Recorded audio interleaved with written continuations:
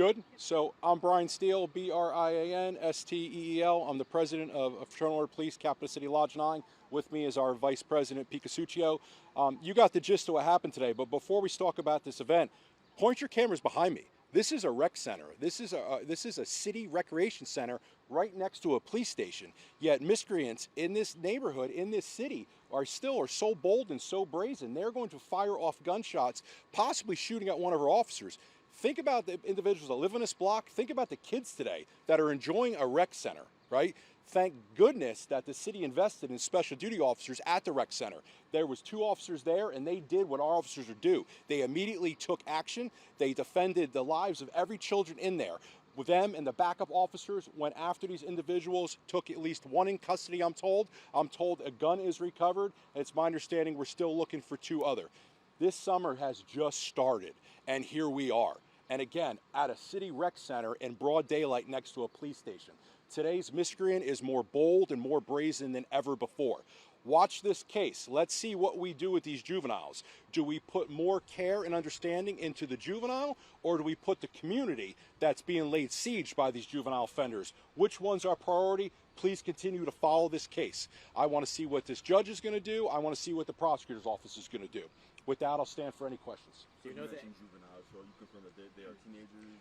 I am told teenagers. I cannot confirm what age. The information I had from officers that responded were they were teenagers. Whether they were 17 or 18, I do not know. All this is more than 5 times in 2 weeks that we've been standing here having this conversation, law enforcement being shot at. How does it feel right now, speaking for the law enforcement officers here in Central Ohio? It's deja vu. We take this job, although we all deserve to go home. We understand the dangers of this job. We understand we can be shot at. We understand that, unfortunately, there's times we might have to shoot somebody. We expect, though, when we put handcuffs on a criminal who tries to shoot the police, we expect that they're vigorously prosecuted. We expect that the courts are going to hold them accountable. It is a gut punch when we take these juveniles or adult offenders and we kick them right back on the street with an ankle monitor and a piece of paper that says, please don't do that again.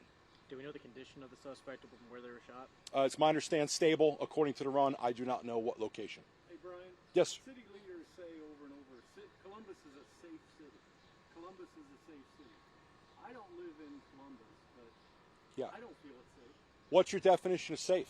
I would ask anybody that lives in this neighborhood, hey, at 2 in the morning, will you go out to your car? Do you feel safe? I spent my entire police career working in inner cities, challenge cities.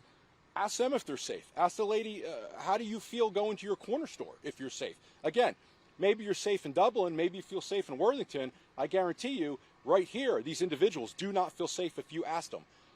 Daylight, next to a police station, and there's still individuals firing shots at police officers. So I would ask your viewers, would you feel safe? What do you think it says about the current state of the city right now that community members are now telling us they won't go to the pool because of what happened here today? It is terrible. This is what this pool's for. This is what the Recs and Park Department it's for, the whole design. It's to bring the children, bring the families to your pools. This is such a sock in the gut for these children. And this is starting their summer. How do you think this child's going to feel? Do you think this child wants to come back to this pool? Again, the city invested in special duty officers. Thank God they were there. What if they weren't there? And it's very hard to fill some of these jobs. Not all the pool jobs are filled by special duty. And that's what happens when you're short, a short police department, right? We're critically short. We have not got the full staffing yet. The chief is doing the best she can. After 2020, who wants this job? It's not lined up. When I took this job after 9/11, there was a line around the block to take this job. When you vilify your police, like has been done, it takes time to bring that back. A few years ago, we had a string of shooting incidents at city recreation centers and parks. There were safety initiatives taken, special duty officers, cameras. In your opinion, what else needs to be done to make sure this is the last one that we see this summer? It is, I can't say this enough, it is deja vu. I feel like I'm talking about the same thing over and over and there's no action. Until there's community outrage over the state of this city, and to your point, what does safe mean? So if we have 150 murders and then we drop to 30, is that safe? Are we now having a victory flag, right? I would say you want 0 murders. You're going to continue to have felonious assaults, shootings, and murders if you don't hold violent miscreants accountable. And I think that's where we're failing. Can you speak to the officers, how they're feeling, the 2 who responded and ended up having to fire shots back at these I spoke to the officer, and the first thing the officer does is call his or her significant other. And you're sitting there as they're having this phone call, letting their spouse know, hey, I'm okay. You're going to watch the news. How's the kids? These are human. We're all human beings, officers. No officer comes out here wanting to shoot somebody, sure don't want to be shot at. But again, when people say, why do you do it? It's because every single citizen is worth it, and that's why they take those risks. The two Yes, suspects that are out there, are they considered armed and dangerous? So I can't tell you if all had a gun, if one had a gun. I can't assume. But I would say as a police officer, if there's 3 individuals together and at least one of you are firing into police, I'll probably say the other 2, I would use extreme caution. How many people were in the rec center? Was it really crowded? Was there a lot of kids? I don't know the exact number. No. And again, as you know, I don't speak for the division. The division will be able to give you more details. I'm just out here painting a real picture of what our community's facing, what our officers are facing. Earlier today, you mentioned, I think you were talking about how the conversation with Shayla David went really Yeah. well. Can you talk about that a little bit? I met with the prosecutor yesterday, so we'll agree on some issues, we'll disagree on some issues. But the good part is we have communication. I asked a simple question to the prosecutor. I said, do you believe our current system is working? And she said, no. And I welcome you to follow up with that. So there, we agree that there's some gaps in the system that we have to work on. Again, it's not what Brian Steele thinks, it's not what the prosecutors think, and what does the citizen think? Does the community member okay with violent offenders being kicked back out in their street? It seems to me in the last 4 years, with the last prosecutor's failed leadership, in my opinion, which led to a lot of this high crime, wasn't locking people up. We care more about the violent offender's rights than the victim's rights. When we kick a violent offender on the street that has 3, 4, 5 violent offenses, they're not going to stop all of a sudden and become teachers and ministers, right? They're going to go and do what they do, violent offend. Brian, without knowing the ages of the police officers involved, but an exact age of the shooters, I mean, realistically, a police officer could be firing at somebody the same age as their kids, right? And it's happened before. I've been on those officer-involved shootings where the officer was even more shook up because it was someone the same age. Yeah, 100%. Nobody wins in an officer-involved shooting. Like I said, we don't give out medals for officer-involved shootings. It is something that it's a very low probability, but a very high impact event. We do the best we can. The division does a great job. We'll get them some help. It's obviously a lot of trauma. We'll get them on a path to come back to work. Thank you so much. No, thank you guys. Thank you. Appreciate you. All right, so at 3:12 this afternoon, officers who are working special duty at the Lincoln Park pool, which is behind me, aired that they heard several gunshots being fired from the Barrack Rec Center parking lot. A short time later, officers who were on bicycles aired that they had 3 possible suspects in the Barrack Center parking lot. One of those individuals immediately ran from officers on foot and was taken into custody a short distance away. While he was running on foot, he ran by the pool, the fence, the outer fence of the pool, produced a firearm, threw that firearm over the fence to the pool area. That firearm was recovered by officers working special duty. One of the other 2 males who stayed behind in the parking lot ignored officers' commands immediately. He began crouching down behind a parked vehicle, and at which time he produced a firearm. One of the officers on scene discharged their firearm several times, striking that male. That male has been transported to a local hospital and is currently in stable condition. The third male who was in the parking lot, or the third of the 3 individuals, the second one in the parking lot, listened to officers' commands and was taken into custody. We recovered a BB gun from his person. I can tell you all 3 males who are in custody, the one that's at the hospital, the 2 that are here at scene, are all juveniles. One being 16 years old, the other 2 being 15 years old. As with every officer-involved shooting, investigators with BCI are on scene and are going to be the ones handling this investigation. I'll answer any questions that you might have. Just bear in mind this is still active and might be limited. No one actually shot an officer. It does not appear that no one shot at officers. That is correct. And 3 total firearms were recovered, one of which was a BB gun. 3 total firearms at this time have been recovered. 2 real firearms, 1 BB gun.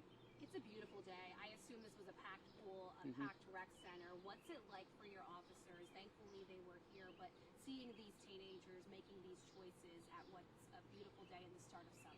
We're tired of it. We're tired of teenagers with firearms. I can tell you that. The entire city is tired of it. Residents, we hear from residents, they're tired of it. Columbus Division of Police is tired of it. People are trying to, my understanding is the rec center had a day camp going on and was packed. It's very warm out here today, right? People are trying to enjoy the pool, trying to enjoy the summer, the early parts of the summer. Like you said, thankfully our officers were here. They were here, present, immediately, working special duty, trying to keep everybody safe, and thankfully nobody besides one of the suspects was injured out of this. Do you think it says anything that this happened so close to a precinct? Like, I mean, I don't know if those juveniles had any idea that a police substation is right around the corner, but those officers who were on bicycles, my understanding is, were just leaving the police substation when they heard the gunshots and responded to the area and located those 3 suspects. As a police officer, responding and seeing, talk about the difference of these BB guns and how realistic they are. Yeah, As you respond. A split-second decision, you can't tell if it's real or not. Parents got to look after their kids, right? They have to know who their kids are hanging around. If your kid has an airsoft gun, a BB gun, it cannot look like a real firearm, because I can tell you that we can't make that different. You know, we've had it in the past, in years past, where officers have shot juveniles specifically, and the juvenile ends up having a BB gun, and there's just nothing that we can do at that time. And now you say you're tired of it. Everyone's tired of it. Yeah. The mayor has put money towards, summer programs and initiatives for kids, for more to be done to, get them off the streets and in good programs. What more can be done to stop this? It's going to take the whole community coming together and looking after our youth, looking after our juveniles. It's also going to take some repercussions when the juveniles do break the law to hopefully deter them from doing it again. I know it's still early, but are you aware if these juveniles have committed any prior crimes? I don't have that info. I knew you guys were going to ask that. I don't have that yet at this time. We hopefully will have that either in a follow-up today or tomorrow. I know you so, but in this moment, do you know what they were doing? Like, were they? I have no clue. Nope. The officers who were at the pool just heard that there were several gunshots being fired from the parking lot, and thankfully those officers were nearby. And the teenager who was shot, he had a real gun. That is correct. The one who did not run and was not shot, so we have one who was shot that was crouching by the parked vehicle. He had a real firearm. The one who ran had a real firearm, threw that firearm over the fence while he was running into the pool area, which is crowded with several juveniles and families. So that's dangerous in and of itself, right? And then the one who just stopped and listened to the officer's command had a BB gun on his person. The officers involved, you said they were bicycle officers. Yes. Do you have the information, how long both of them? I don't have that yet. We'll have that in a follow-up for you. Do you know the circumstances of what the juveniles were doing? Obviously, I don't. Yeah, he just asked that. I don't. We just heard the shots fired and then saw these juveniles in the parking lot. So I don't know what they were shooting at. I have no idea. But just to be clear, it was in the parking lot because we. That's the special duty officers aired that the gunshots were coming from the parking lot of the rec center. Do you know about how many people were at the rec center? I don't have an estimate. I was told that it was very crowded. Like I said, there was a day camp going on at the rec center. It is a very warm day out, so I can imagine that the pool was crowded as well. How are the officers doing? I haven't had a chance to talk to them, so I can't tell you. This is very traumatic for us, right? There's no officer that shows up to work saying, man, I hope I get in a shooting today, right? We're faced with life and death situations, and within seconds we have to make a decision, right? So that officer made a decision to discharge their firearm, probably to prevent injury to himself or others. And what do you think it says about the state of our city right now that community members are telling us they don't want to go to the pool because of things like this? Well, I can tell you that we had officers at the pool, right? That pool was safe. This did not occur at that pool with our officers here, right? So we had officers at the pool. Please go out and enjoy the pools. Pools are safe. We have officers at many of them. Please enjoy the summer. Enjoy the pools. That's your right as a resident to do so, and I would hope that you would try to get some relief from the hot temperatures by going to one of our city pools. Should we expect to see a larger presence due to this incident? That's something we are always looking at staffing, right? We're always looking at staffing and trying to determine, where we can pull officers from certain areas. We don't want to pull officers from the rest of the city, right? So the rest of the residents in the city deserve the same amount of police protection that anywhere else gets. So that's something that our leadership is always looking at.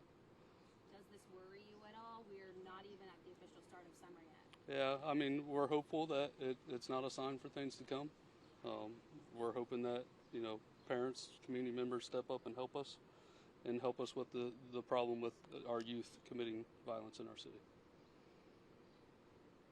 Good. Talk about morale when it comes to being a police officer with all these officer-involved shootings lately. Yeah, I mean, it's what we sign up for, right? We sign up to protect and serve. I know that's cliche, right? but you see it, right? These officers might have saved somebody's life today, right? Their quick actions and the officers being there very quickly we have no idea what these juveniles' intentions were with these firearms. So that's what we signed up for. Absolutely. Thank you so much. Yep, no problem. Thank you. Thank you for watching the ABC6 News YouTube channel, bringing you breaking news, stories, sports, and original content throughout Central Ohio. Make sure you hit that like button and subscribe as well so you don't miss out. ABC6 News is on your side.